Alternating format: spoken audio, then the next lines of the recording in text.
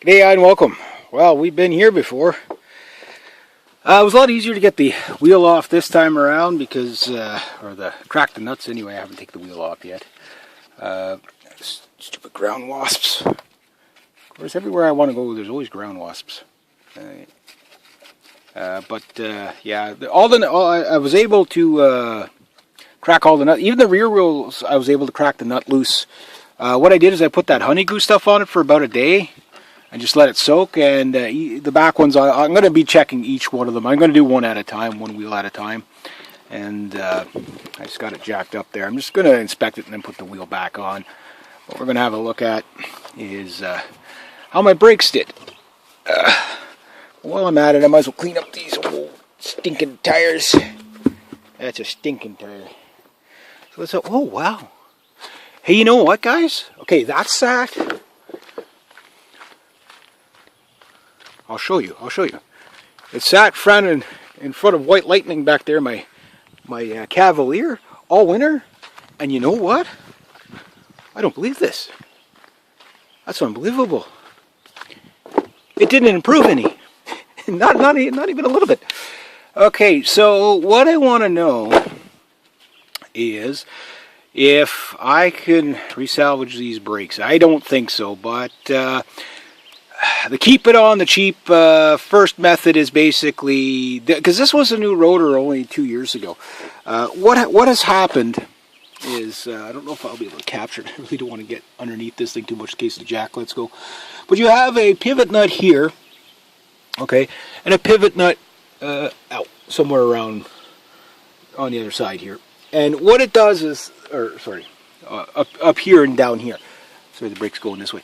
And these pivot nuts, what happens is when you jam on your brakes, okay, or even just use your brakes slightly, it pulls the whole mechanism in and clamps up your brakes or whatever. But then when you release the brakes, it springs back and the whole brake caliper sits loose. Now, it's in park, so I don't know if this will come off or not. But I'm going to check out my brake pads here. Because I might have an opportunity, although the guy's going to give them to me for free, I'll probably pay him for it because he's an old guy and I don't like to do that to people. But while I'm at it, I think I'm going to have to replace this line. I don't think I could take this line off without damaging. That banjo bolt doesn't look too healthy under there. So I'm going to have to put some, I got my block, put a couple of blocks under there, whatever, just to be safe. Properly oil coated. Transmission is properly oil coated. But I'm going to take all this off. I'm going to measure my rotor and see if it's still above the 23 millimeter or 25 millimeter. And then maybe if I'm lucky, maybe I can get these things turned rather than have to replace them. But I don't think luck doesn't work like that for me. It's usually, no, you're going to pay full price. And because it's old and whatever, we're going to make you pay even more. But while I'm in here, let's have a look. See, the wheel well doesn't look, there's still paint in there. That's good. That's good. My worst spots, like I say, are I have no idea what it's going to cost to, if I were to have a professional replace my, viewer's discretion advised, my rockers, that's the worst parts on the van. But like, here's good. Here's good. I don't know what it's like on the other side of that. Do I really want to know? Do I really? Probably not.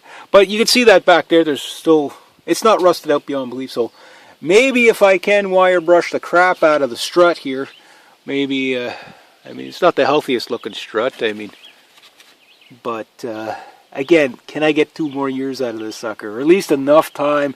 This van is my final salvation. YouTube is a bust now as a main occupation, pretty much at the making of this video.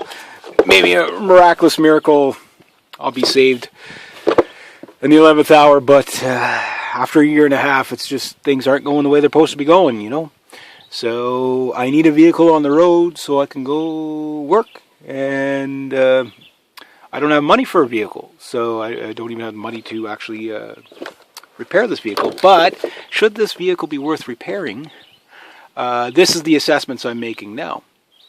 I know it looks really, really, really bad, but you'd be surprised you get a brush grinder on that. It'll live, you know what I mean? Like, it'll do. Bouncy suspension I can deal with. The suspension actually on this it rides okay. What I can't deal with is no brakes or the brake chatter that I get there is, or pulsing, whatever you want. But maybe, just maybe, and I don't think it's going to work out. That's probably original calipers, I would imagine. I know the rotor's not, but then again, with this is what Canadian winters do to your vehicle. So maybe maybe I can rebuild it, but I have to take it off. But I know the second I take that banjo bolt out of there, it's pretty nasty. But what I'm going to probably do is just spray it with some. Oh man, that just looks so fragile. Doesn't feel so bad, but I don't want to touch it. But then again, you know, if you're afraid to touch it, you probably shouldn't be driving with it. I guess that's another way to look at it. But I could probably clean up each one of these wheel wells. The rear wheel is no problem. It's just a drag axle. There's nothing, you know, it's a cross member drag axle. There's nothing there. But if I can get these things turned, I mean, there's a lip on that, so I don't know if it's totally toast, but if I can get these things turned, it might, $10 a piece, it would save me, you know, 60, 65 bucks a piece that they are at.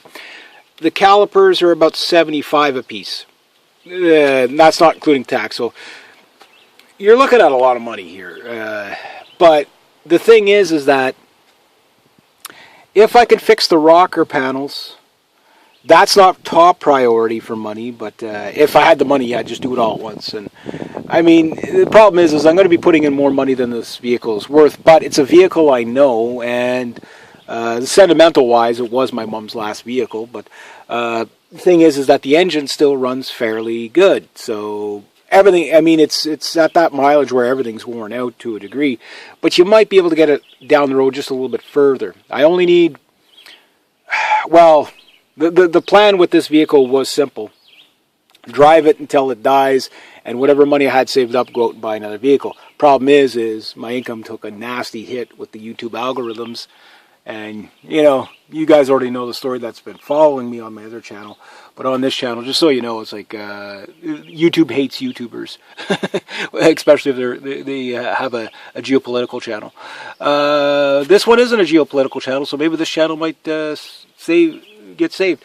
But you see all this flaky rust here. When I get all that off there, when that all falls off there,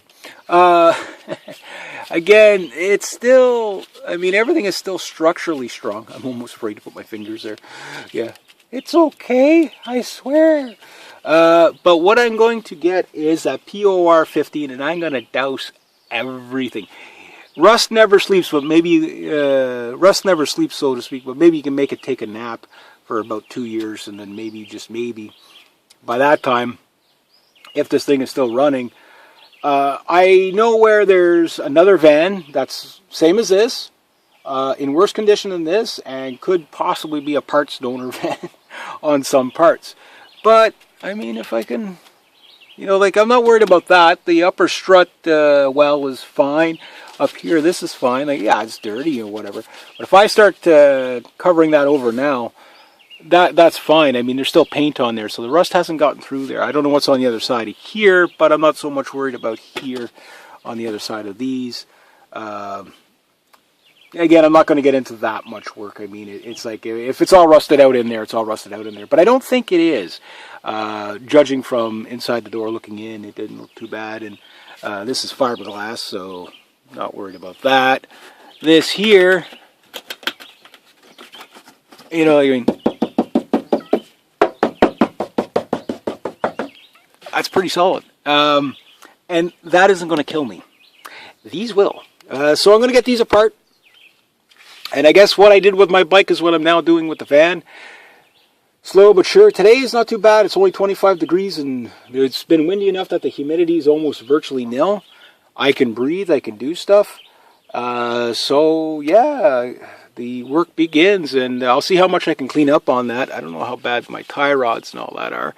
But, you know, it's like everything that and the axles seem okay. I don't know how my anti-lock system it was looking pretty rough back there. But I have to get this off, so I think what I'm going to do is, again, Rome wasn't built in a day, and it's not like I got the money to buy parts. So what I'm going to do is I'm just going to get some, I know you don't normally put any fluids on your brakes and stuff like that. Look at all this here. Get all this all cleaned out. But if I can get all this cleaned out, I got to get another cap for that. The cap I had for it just fell off, and it was no longer good. But I didn't think this thing would be resurrected again. But it's all I can do is to get this going. But let me put a smiley face on here and make it more pleasant to work on if you got a smiley face there. I can't even put the smiley face on. Hey, I found a sticker. Cool. There, that's attempt at a smiley face. Alright, so that'll make it more easy. But if I can get this off and get these cleaned up, that's going to be fragile as hell. I have a feeling I'm going to be replacing that. The hose part seems okay. There's no cracks in it. It's not dried out. But how old's that hose, you know? And I don't want to get into a whole brake job with this thing again. I just need to get it down the road just a little bit longer. You know, like all this tie rod stuff. If I can get that coated again, look at it there. It's, you know, like it's still functioning. It's, you know, it doesn't have to be perfect. It's not clunking or anything when you drive it. The only thing that clunks when you drive it is when you, what happens with the brakes here. And I'll just finish up on this, is that when they're shiny like this, who knows, maybe I can get away with just cleaning them up, but when they're shiny like this, the brakes, you can see they're stuck to the rotor, so they just heat up, and you know, you can hear them when you're driving, and then when you touch the brake, it's like the pedal just pulses like crazy because they're that way. But if I can get away with just getting them turned, maybe that will save me a lot of money. You know, $40 to do them all versus $65 or $60 per rotor, and then of course these big bad brake calipers. I think that's the end of them. I think I'm missing some parts off of it anyway. Is what it is. But maybe if I can clean them up a bit, maybe I can get them to just function enough, you know, but I think they are done, so there's no doubt about that. Not looking good, so I'm going to take out, because that big pivot nut here and down here, it's supposed to slide, and they're not sliding, and that's probably what happened to the other side as well. So anyway, that's what I got going. Oh, there is no free lunch in life, we'll just say that. Alright, there we go, have a great day, eh?